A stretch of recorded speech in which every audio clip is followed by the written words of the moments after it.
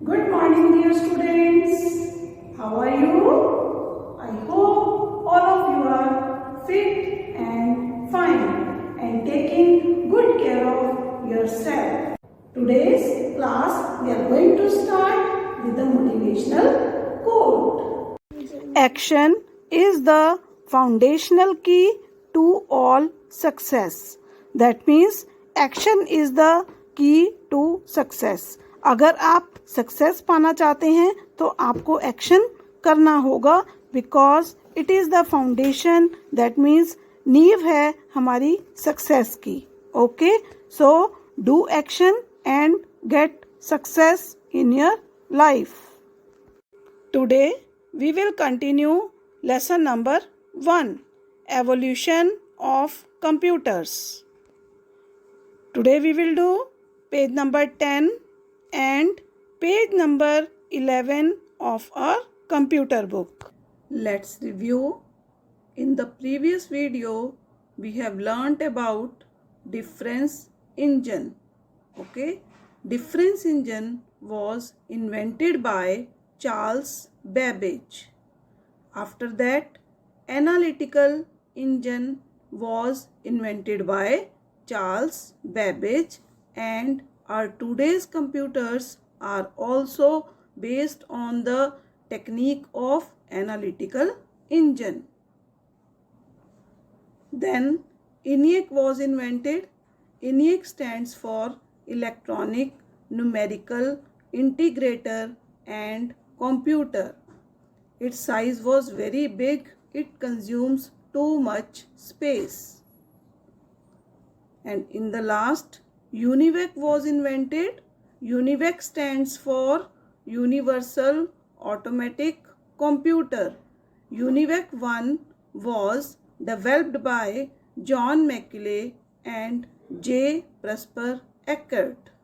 Now we will learn about generations of computers. Generations of computers. ये generations. What is generations? Generations क्या है? जैसे आपके घर में बेटा आप हैं, आपके पापा हैं, आपके दादाजी हैं, तो ये क्या है? Different generations. ओके, जो चीजें आजकल आपके टाइम में है वो आपके दादाजी के टाइम में अवेलेबल नहीं थी. क्लियर? जैसे आजकल कंप्यूटर है तो उनके टाइम में कंप्यूटर नहीं था. ठीक है, तो हम अपने कंप्यूटर को 5 डिफरेंट जनरेशंस में क्लासिफाई कर सकते हैं.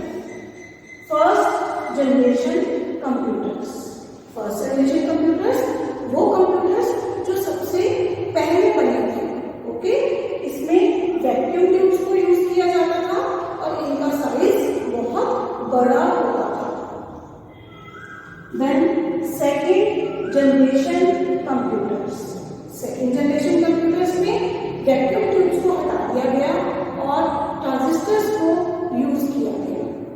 ट्रांजिस्टर यूज करने से क्या हुआ? इसका साइज फर्स्ट जनरेशन कंप्यूटर के कंपैरिजन में थोड़ा स्मॉल हो गया और ये स्पेस भी कम खेलने लगी. इनकी स्टोरेज कैपेसिटी भी इंक्रीज हो गई. Third generation computers. Third generation computers में बेटा कीबोर्ड का यूज किया जाता था इनपुट करने के लिए और टेक्नोलॉजी कौन सी यूज की जाती थी? Integrated circuit. अब ट्रांजिस्टर्स को हटा करके इंटीग्रेटेड सर्किट्स लगा दिए गए इसमें एंड आउटपुट के लिए मॉनिटर को यूज किया जाता था. क्लियर? और इनका साइज सेकेंड जनरेशन कंप्यूटर से छोटा होता था और ये उससे फास्ट वर्क करते थे. Next is fourth generation computers. Fourth generation computers बेटा इसमें हम इनपुट के लिए कीबोर्ड, माउस, स्कैनर इनका यूज करते हैं और कौन सी टेक्नोलॉजी का यूज होता है इसमें? Micro processor. Micro processor is used in fourth generation computers और आउटपुट के लिए मॉनिटर, प्रिंटर, प्लॉटर, स्पीकर. हम जो भी कंप्यूटर्स आजकल के टाइम में यूज कर रहे हैं वो कौन से कंप्यूटर हैं? Fourth generation computers. आप लोग लैपटॉप्स यूज कर रहे हो, स्मार्टफोन्स यूज कर रहे हो, वो सब कौन सी जनरेशन के हैं? फोर्थ जनरेशन कंप्यूटर के हैं. Next is fifth generation computers. Fifth generation computers बेटा आजकल यूज किए जाते हैं बट कॉमनली यूज नहीं होते। क्लियर है? जैसे वेदर फोरकास्टिंग करते हैं तो उसके लिए फिफ्थ जनरेशन कंप्यूटर का यूज किया जाता है। फिफ्थ जनरेशन कंप्यूटर में कौन सी टेक्नोलॉजी यूज होगी? Artificial intelligence. उसकी हेल्प से क्या होगा? हमारा कंप्यूटर अपने आप सोच सकेगा, डिसीजन ले सकेगा। और इसके एग्जांपल्स कौन से हैं? रोबोट्स, ड्रोन्स, ये इसके एग्जांपल्स हैं फिफ्थ जनरेशन कंप्यूटर्स के। इनमें आर्टिफिशियल इंटेलिजेंस का यूज होगा। ओके। जनरेशंस ऑफ कंप्यूटर, जैसा कि मैंने आपको बताया एनालिटिकल इंजन जो था बेटा ये हमारा फर्स्ट कंप्यूटर था। ओके, तो धीरे धीरे ग्रेजुअली हमारे कंप्यूटर्स में इम्प्रूवमेंट होता गया। तो यूनिवैक के बाद जो सिस्टम्स हमारे पास आए अब हम उनके बारे में पढ़ेंगे। Generations of computers. Evolution of computers can be classified into 5 different generations of computers. हम अपने कंप्यूटर की एवोल्यूशन को बेटा 5 डिफरेंट जनरेशन्स में कैटेगराइज कर सकते हैं। With each generation of computers new and improved technological changes have taken place. जैसे जैसे हमारी जनरेशन चेंज हुई तो जनरेशन चेंज किस वजह से हुई? Because of change of the technology. Clear? The present day computer has evolved after several decades of effort. जो आजकल हम कंप्यूटर यूज कर रहे हैं इतने कॉम्पैक्ट, इतने स्मॉल, इतने फास्ट, ये क्या है?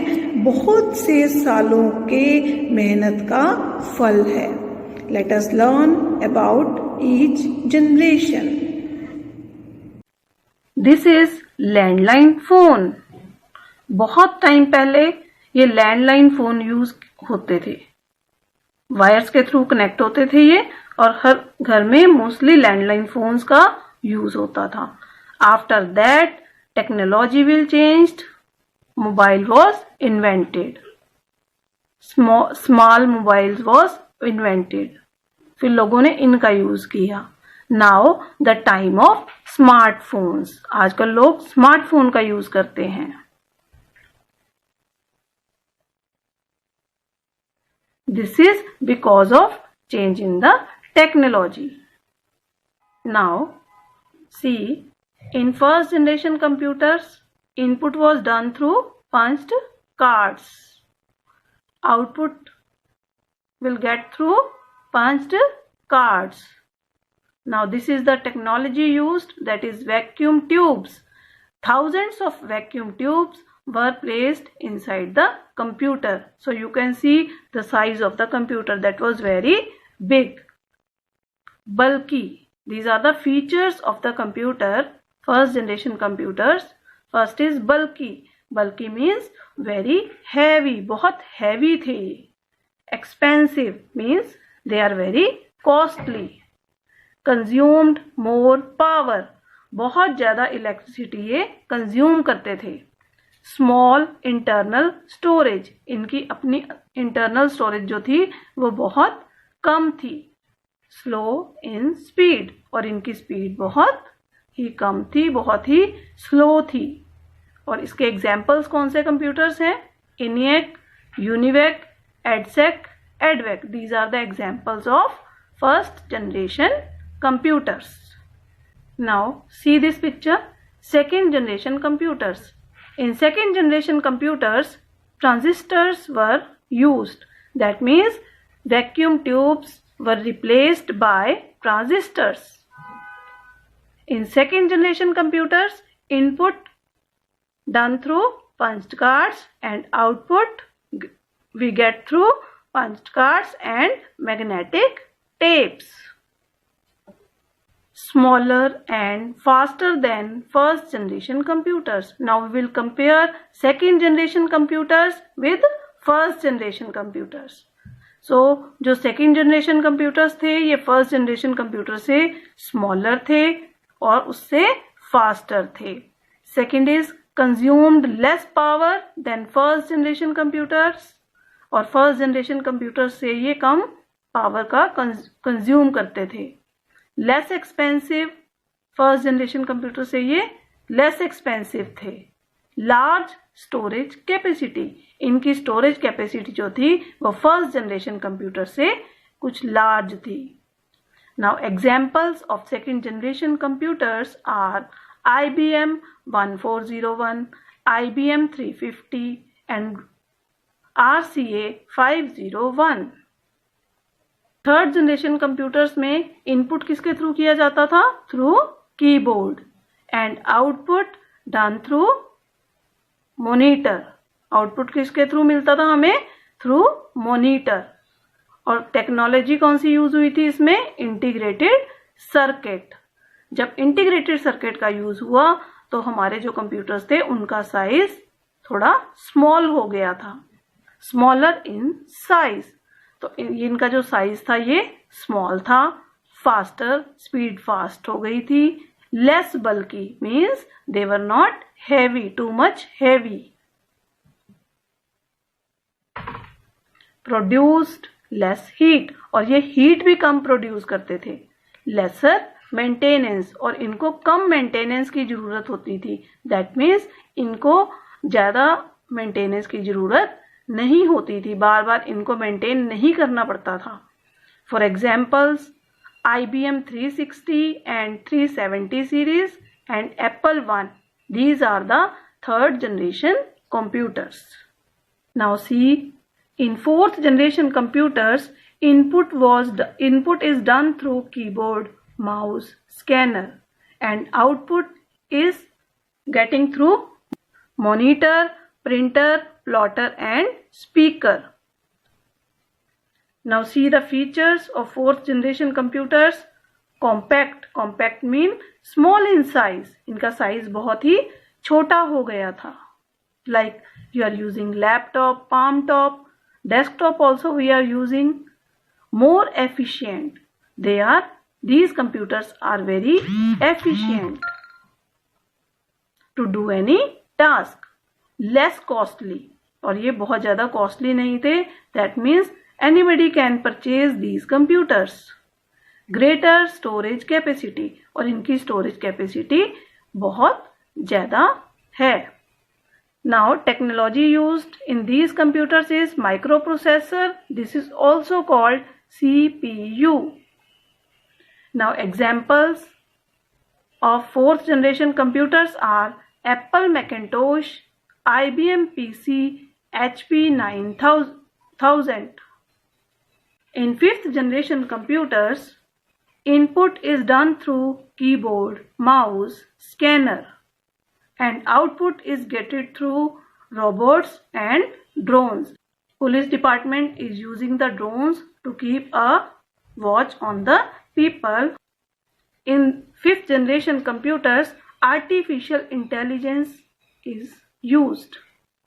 Now features, very large storage capacity. इसकी storage capacity बहुत ही large है, बहुत ही ज़्यादा डाटा ये store कर सकते हैं. High processing speed, इसकी processing speed बहुत ज़्यादा high है. Aims to develop computer that can think, understand and act like humans. और हमारा एम क्या है? ऐसे कंप्यूटर डेवलप करना चाहते हैं जो एक ह्यूमन की तरह ही एक्ट कर सके, अंडरस्टैंड कर सके एंड थिंक कर सके. बेस्ड ऑन आर्टिफिशियल इंटेलिजेंस, और इसमें कौन सी टेक्नोलॉजी यूज होगी? Artificial intelligence. Examples are Cray, CS300, Param. You can see in this picture Google self-driving car. This is a software used based on this technology. Your advisory work is do question D, part 2 and 4 on page number 15 and 16. बेटा आपको D question का second and fourth question करना है. Okay, thank you. Stay home, stay safe, because your safety is important.